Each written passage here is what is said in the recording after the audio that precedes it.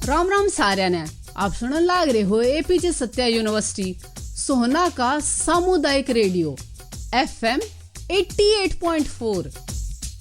You are listening to Community Radio Satyavani on FM 88.4 MHz, being broadcast from APJ Satya University, Sohna.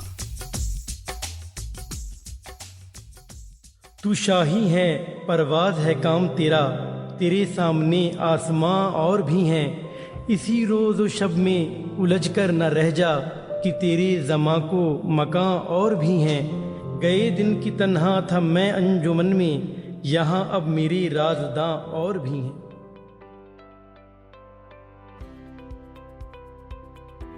Hello दोस्तों, आप सुन रहे हैं radio सत्यवानी 88.4 megahertz पर मेरे यानी आरजे शैली के साथ। दोस्तों, जब हम अपने घर की दीवारों को देखते हैं तो मन में ख्याल आता है ये जगह थोड़ी बोरिंग लग रही है, यहाँ कुछ क्रिएटिव होना चाहिए।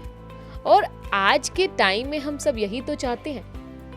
घर चाहे छोटा हो या बड़ा, लेकिन वो दिखना चाहिए एकदम टिप टॉप, सुंदर, सुपर ट्रेंडी। लेकिन जब भी हम अपने सपनों का घर सजाने की बात करते हैं तो सबसे पहले एक इंटीरियर डिजाइनर का नाम सामने आता है। जरा सोचिए, क्या आपने कभी सोचा है कि आप भी इस क्रिएटिव फील्ड में अपना करियर बना सकते हैं? और आप तो जानते ही हैं कि आज के समय में हर सेक्टर में इंटीरियर डिजाइनर की जरूरत पड़ती है। इसीलिए आज हम आपके लिए लेकर आए खास प्रोग्राम, जिसमें आप जानेंगे कि एपीजे सत्या यूनिवर्सिटी से इंटीरियर डिजाइन की स्टडी करने के क्या कुछ बेनिफिट्स है, यहाँ स्टूडेंट्स को क्या क्या फैसिलिटीज प्रोवाइड की जाती है, और यहाँ से स्टडी करने से बच्चों को क्या कुछ करियर अपॉर्चुनिटीज मिलती है, करिकुलम एक्टिविटीज में बच्चों को कितना इन्वॉल्व किया जाता है, प्लेसमेंट्स और इंटर्नशिप्स की क्या कुछ सुविधाएं हैं। तो इन्हीं सभी सवालों के जवाब जानने के लिए आज हमारे साथ मौजूद है इंटीरियर डिजाइनिंग डिपार्टमेंट की असिस्टेंट प्रोफेसर मनु मैम। तो चलिए शुरू करते हैं अपना प्रोग्राम। मैम, रेडियो सत्यवानी पर आपका स्वागत है। Thank you so much. Ma'am, सबसे पहले हमें ये बताइए कि इंटीरियर डिजाइनिंग क्या है और आज के समय में इसकी क्या इम्पोर्टेंस है।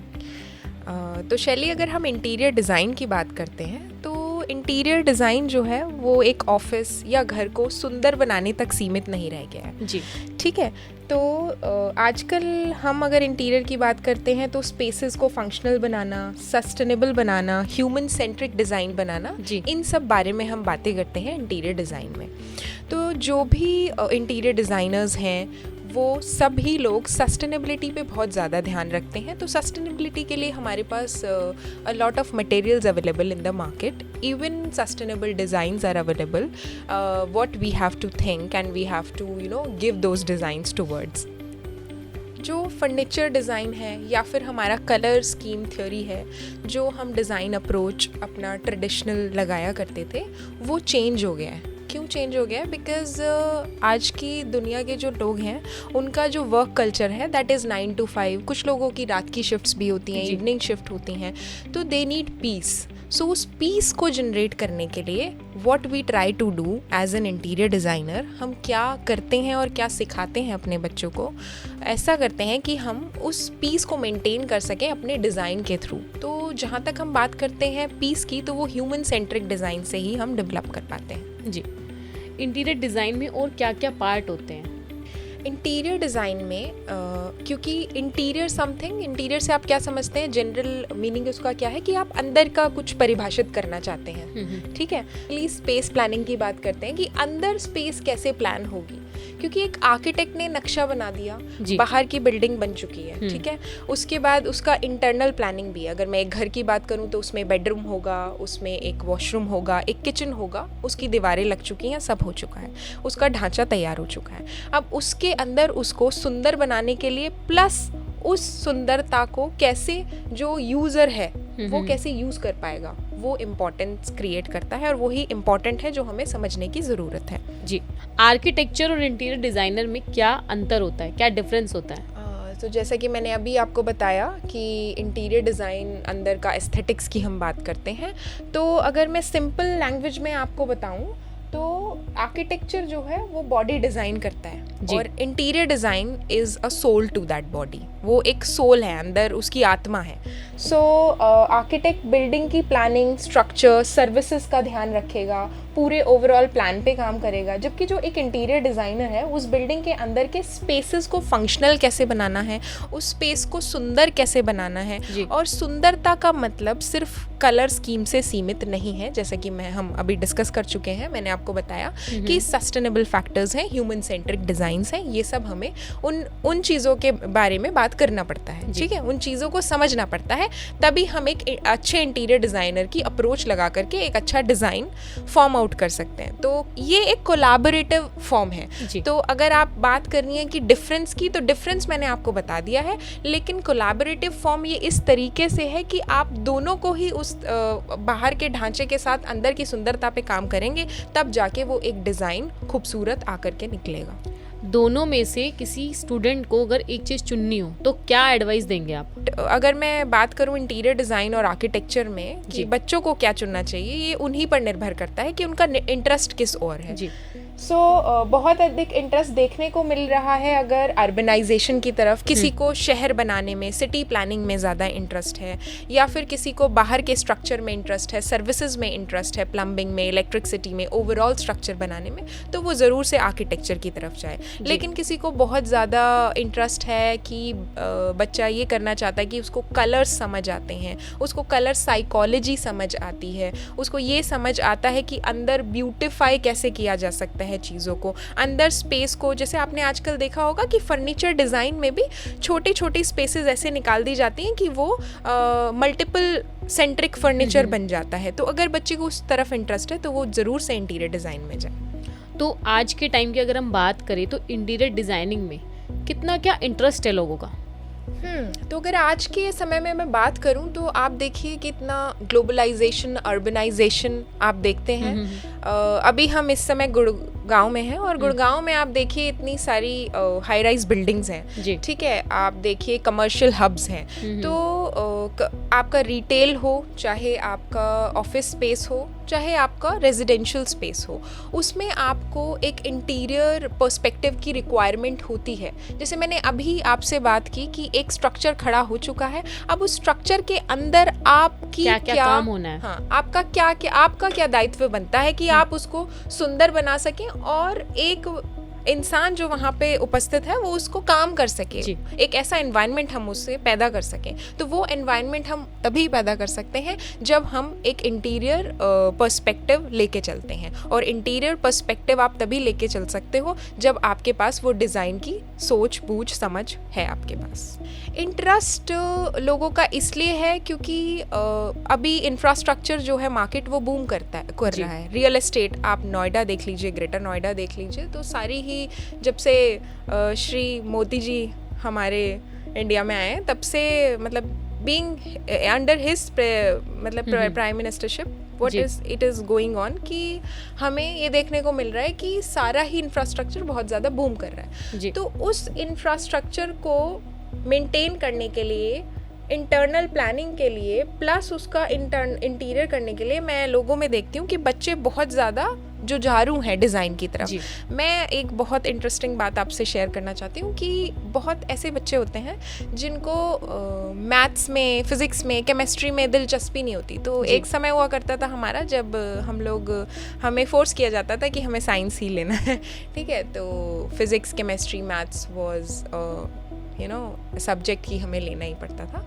बट उसके बाद due to this transitional shift मैं आज देख पाती हूँ कि जो पेरेंट्स हैं वो भी बच्चों को मतलब इनकरेज करते हैं कि इनकरेज कर रहे हैं कि आप कुछ डिज़ाइन की तरफ जा सकते हैं, कुछ और मतलब और स्ट्रीम्स भी हैं जिनकी तरफ जा सकते हैं, गवर्नमेंट सेक्टर्स हैं या इधर उधर।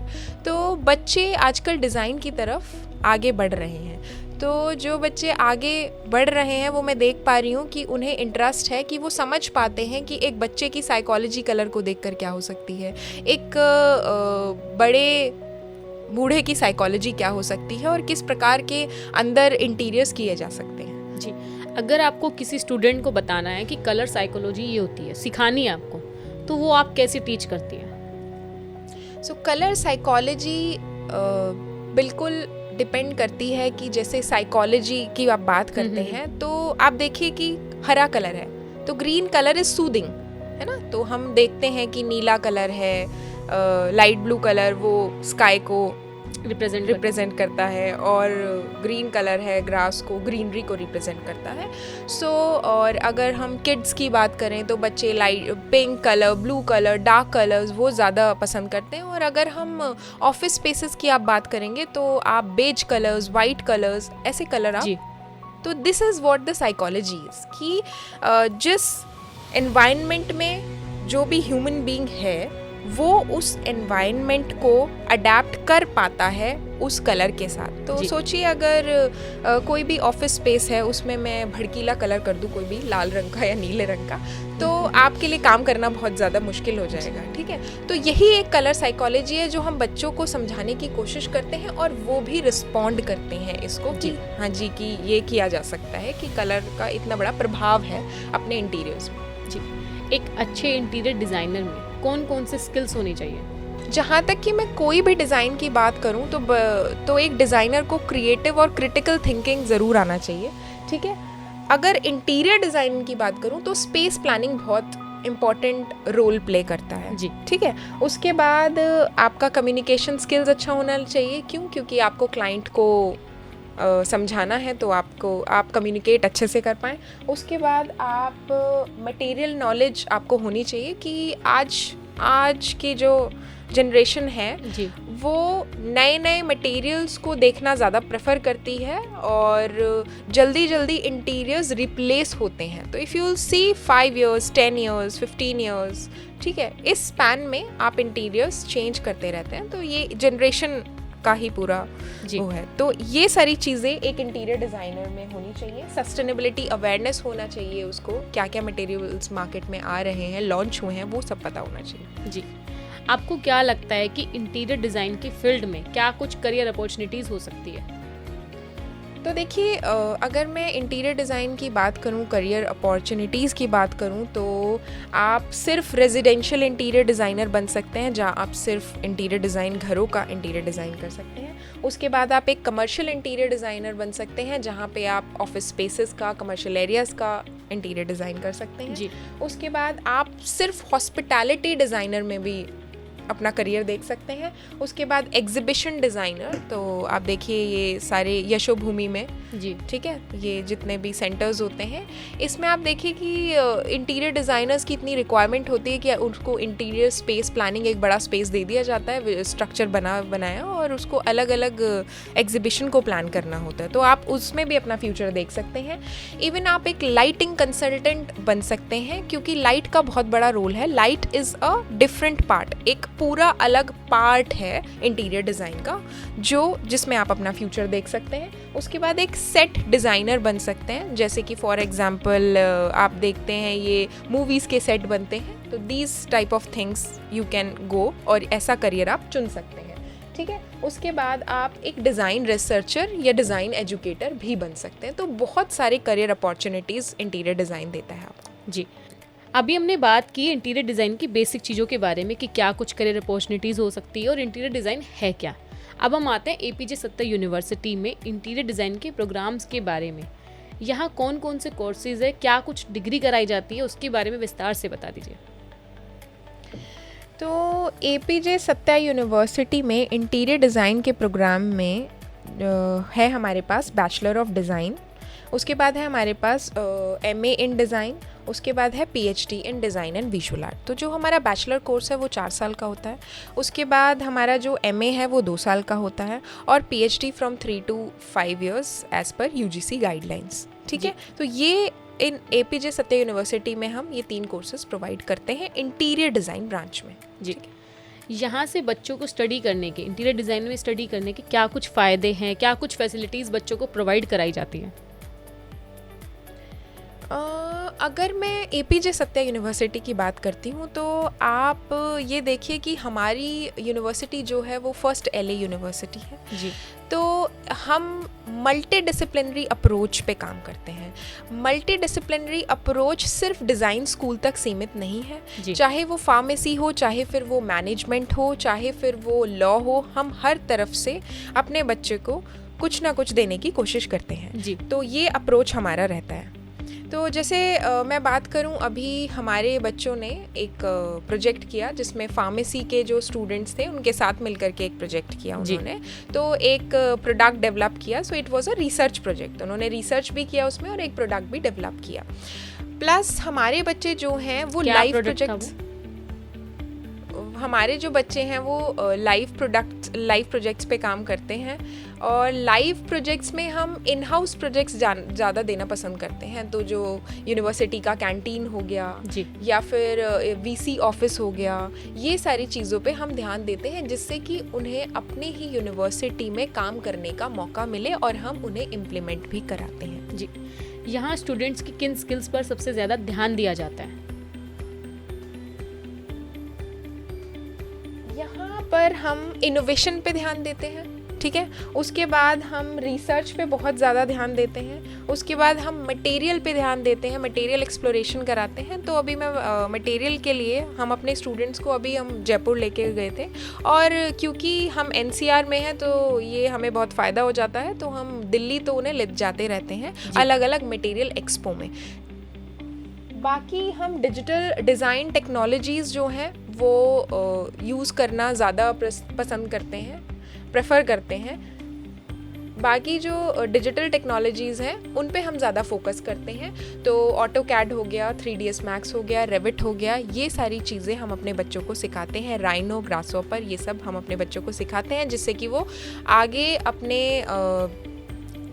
फ्यूचर में, करियर में उन सबको यूज़ कर सकें। क्योंकि आजकल बहुत ज़्यादा ज़रूरी हो गया है कि बच्चा सॉफ्टवेयर पे काम कर पाए। तो स्केचिंग स्किल्स बच्चे की अच्छी हैं, वो भी ज़रूरी है, प्लस बच्चे को 3D सॉफ्टवेयर्स भी आने चाहिए, इसलिए हम सॉफ्टवेयर्स पे ज़्यादा ध्यान देते हैं। एआई के आने के बाद इंटीरियर डिज़ाइन में क्या कुछ बदलाव आया है?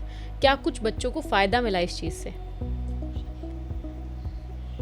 एआई के आने के बाद बच्चों का जो टाइम है जो सॉफ्टवेयर्स में लगता था वो कम हो गया है, लेकिन उसके लिए हमने एआई की वर्कशॉप्स कराई हैं जी अपने यूनिवर्सिटी में, जिससे कि बच्चों को ये फ़ायदा मिला है कि वो जो भी टाइम अपने 3ds Max पे लगाया करते थे उस टाइम को वो कम हो चुका है वो टाइम, क्योंकि एआई इंक्लूजन जो है वो बहुत ज़्यादा ज़रूरी है आज के टाइम में। जितना सॉफ्टवेयर लर्निंग ज़रूरी है उतना ही एआई ज़रूरी है। तो एआई बच्चों को ऑलरेडी आजकल आता है, जो भी क्या कहते हैं, ये जेनजी जनरेशन है, इनको एआई ज़्यादातर समझ आता है। लेकिन प्रिसिजन वर्क बहुत इम्पॉर्टेंट है इंटीरियर डिज़ाइन में, तो वो प्रिसिजन सिखाने के लिए हमने एआई वर्कशॉप्स कराई हैं और ऐसी ही चीज़ें हम कराते रहते हैं। यूनिवर्सिटी में थियोरेटिकल लर्निंग के साथ साथ प्रैक्टिकल लर्निंग और इंडस्ट्री एक्सपोजर पर कितना ध्यान दिया जाता है? एएसयू में प्रैक्टिकल लर्निंग हमारी जो है वो कोर है। लर्निंग बाय डूइंग पे हम विश्वास रखते हैं, क्योंकि देखिए डिज़ाइन जो है ना वो आप एक किताब से नहीं पढ़ सकते। डिज़ाइन एक एक्सपीरियंस है और वो हर रोज़ एक नया एक्सपीरियंस है। आपको उसको पर्सपेक्टिव देखना पड़ेगा कि किस पर्सपेक्टिव से आप, क्या नज़रिया क्या है आपका उसको देखने का। तो हमारे पास डेडिकेटेड डिज़ाइन स्टूडियोज़ हैं, कैड लैब्स हैं, मटेरियल लैब्स हैं, वर्कशॉप स्पेसेस हैं। हमारे पास कारपेंटर है अपना इन हाउस, जो बच्चों को लकड़ी के काम में उनकी सहायता करता है और उन्हें बेसिक्स उन्हें सिखाता है, जिससे कि वो बहुत सारी चीज़ें डेवलप कर पाएँ जी। प्लेसमेंट्स और इंटर्नशिप्स को लेकर आपका क्या कहना है? हमारे यहाँ जो करिकुलम में इंटर्नशिप और इंडस्ट्री ट्रेनिंग जो है वो इंटीग्रल पार्ट है।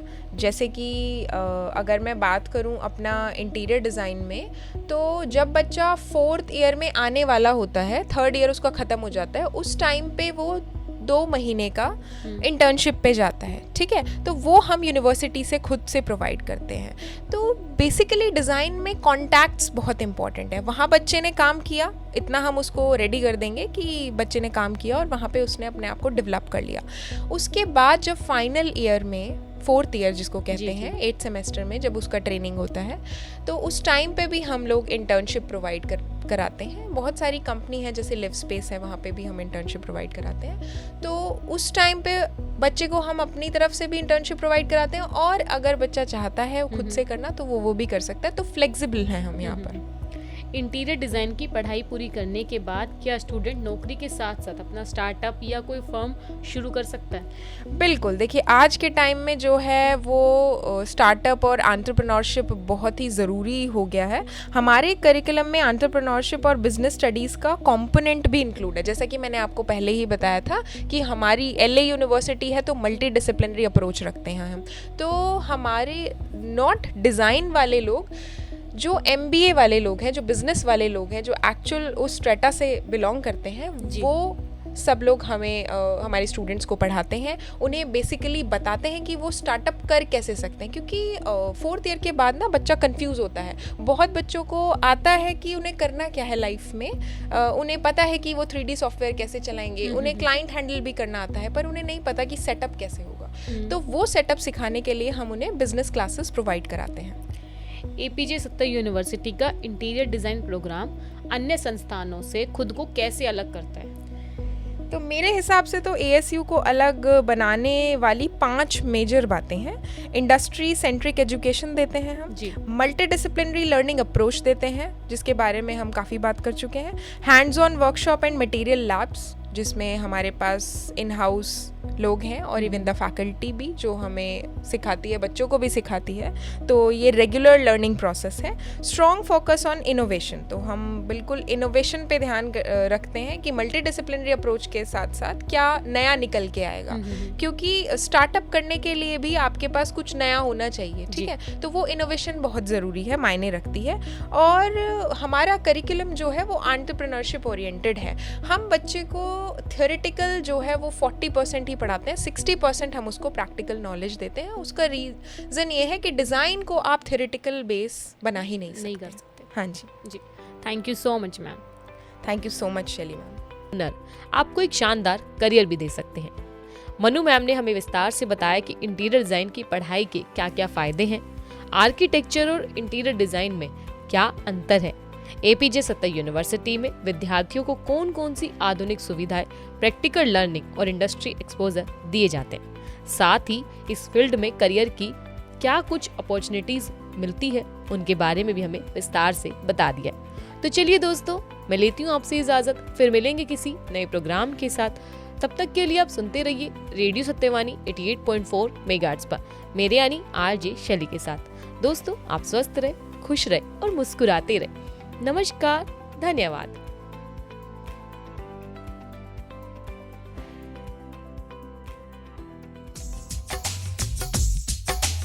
राम राम साਰਿਆਂ ने, आप सुनने लाग रहे हो APJ सत्या यूनिवर्सिटी सोहना का सामुदायिक radio FM 88.4। You are listening to Community Radio Satyavani on FM 88.4 MHz, being broadcast from APJ Satya University, Sohna. तू शाही है, परवाज है काम तेरा, तेरे सामने आसमां और भी हैं। इसी रोज़ व शब में उलझ कर न रह जा कि तेरे ज़मा को मकां और भी हैं। गए दिन की तन्हा था मैं अंजुमन में, यहाँ अब मेरे राज़दां और भी हैं।